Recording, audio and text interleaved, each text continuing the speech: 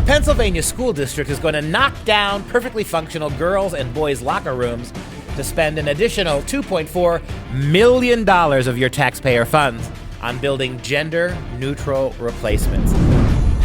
$2.4 million of taxpayer money flushed down the new toilets sure buys a whole lot of woke, don't it? I'm Dr. Duke, she's Katie, and this is the Dr. Duke Show.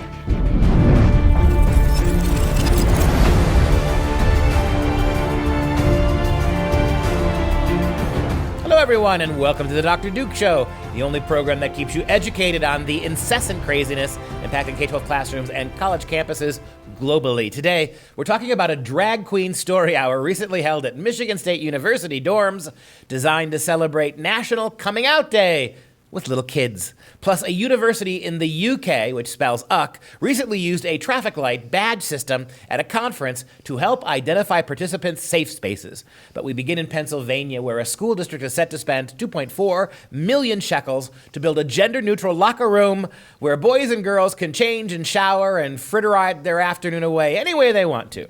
Pennsylvania, your taxpayer dollars, your real estate property money is going to go now $2.4 million. What are they doing with the money? They're tearing down perfectly functional male and female bathrooms to put in an incredible luxury bathroom complex, right? Where anybody who wants to use their own shower and toilet can do that. Boys can go into one, girls can go into other. Everybody can have this collective bathing experience if they want to, and yet nobody knows how to read.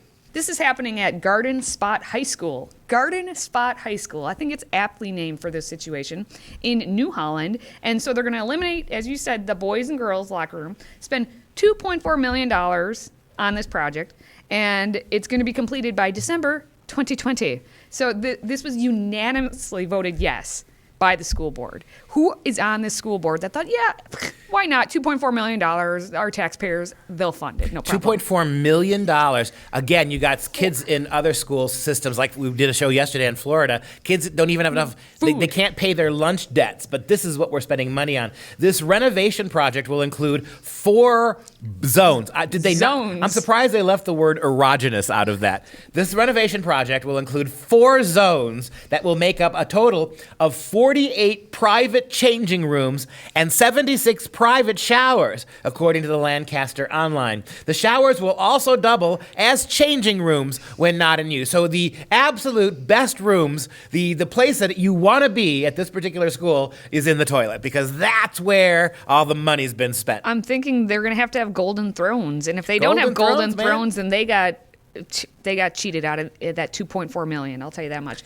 The district superintendent, Bob Hollister, told the news outlet that these 4 zones will not be designated by gender. Well, of course not.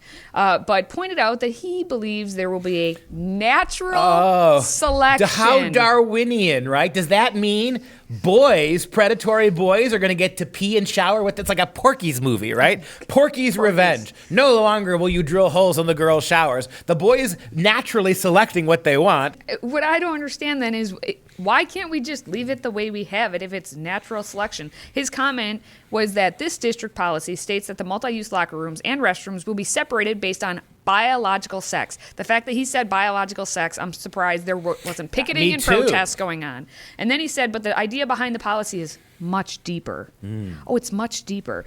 We worked hard to arrive at a solution that balances varied interests. Pretty much 99 out of 100 of these kids are going to go to the private stalls, right? Why wouldn't you? I mean, you have just turned a school bathroom into a country club, right? Yep. Where everybody gets their own stall now, and everyone's going to get their own towel guy. It's like the local, the was just a country club, where you're going to have a creepy-looking woman in the girls' room handing out towels, and a dude in the men's room passing out combs. They're going to be free scents dispensers, right? Feeling like a little high karate today, right? And it'll be gender neutral. We'll have Brute in the girls' bathroom. We'll have Obsession in the boys. This is first class. This is where they're going to hold prom. They're going to hold prom in this. Wouldn't you?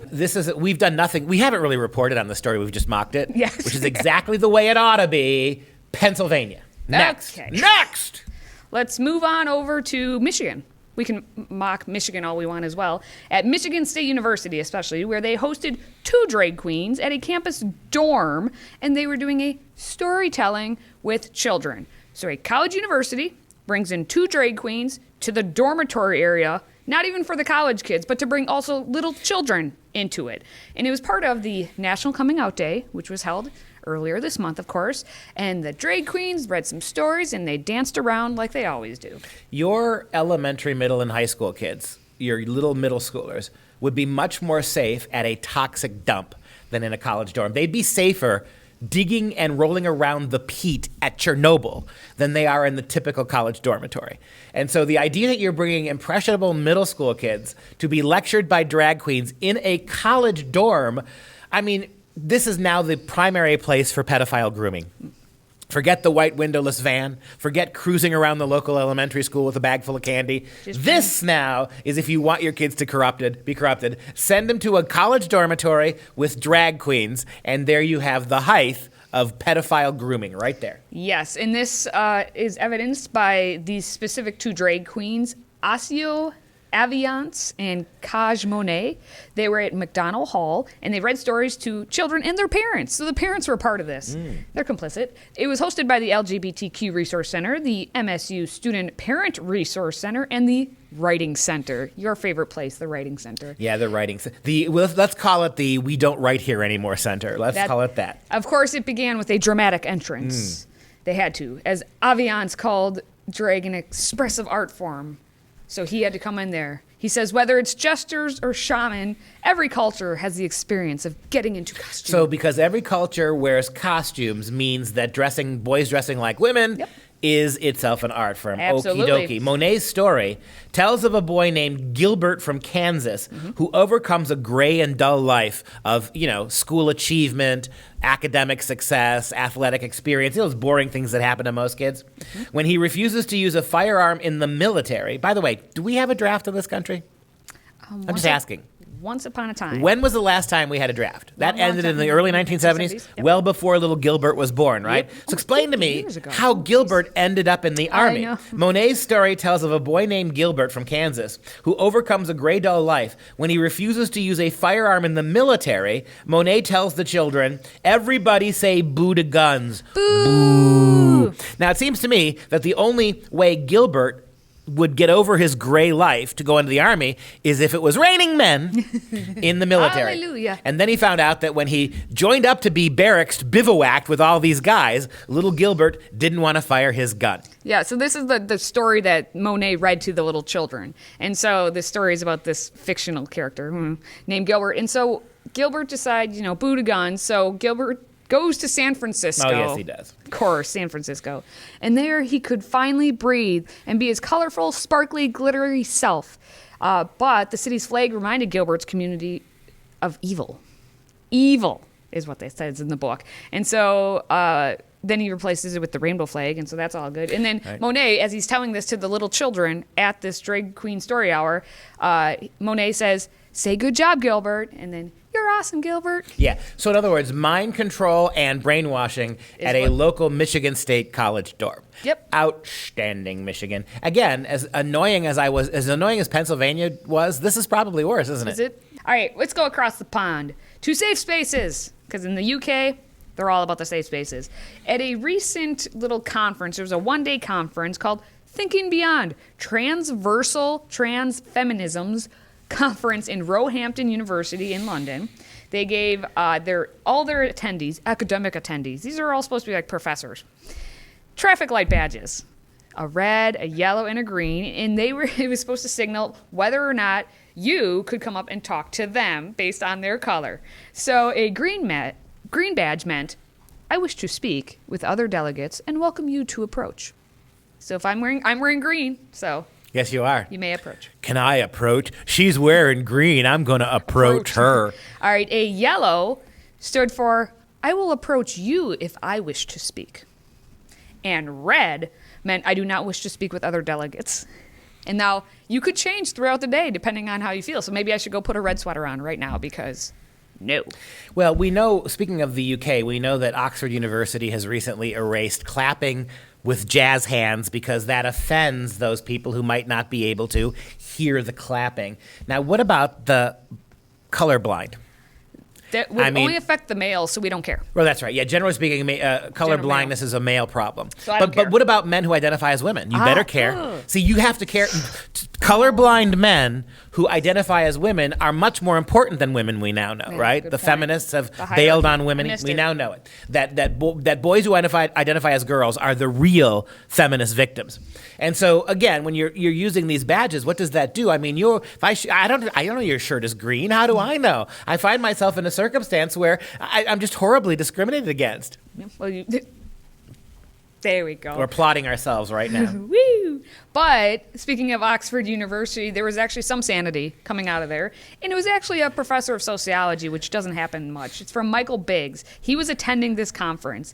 And he's actually someone who is a contributor to a book called Inventing Transgender Children and Young People. So this is actually expressing the dangerousness of all this. So the fact that he's got inventing, this is not real, it's not normal. It's making them up. That's right. Yeah, so he may be sociology, but he's actually looking at, I don't know, science. So he was at this conference, and he said that to have this kind of traffic light system simply encourages fragility. In an academic conference in a university where freedom of speech is fundamental, it is really inappropriate. It is wonderful to hear a professor actually correctly use the term fragile. Yes. Typically on college campuses, if you're sitting there and your teacher calls you white and you're white, toxic because of your masculinity, calls out your whiteness, and you respond in a negative way. When the progressive left lectures you about how bad it is to be white, and you protest, hey, that's white fragility, right? Fragility to the academic left is when they insult you and you don't like it. But now here you actually have a professor, ideally with a British accent, right? Calling it fragile. It's fragile, right? It's fragile to put stupid traffic light systems on your clothing. It's juvenile. Jazz hands instead of clapping is juvenile. All of this stuff is the kind of thing you would do in kindergarten. Seriously, could you imagine in kindergarten teaching kids about stoplights?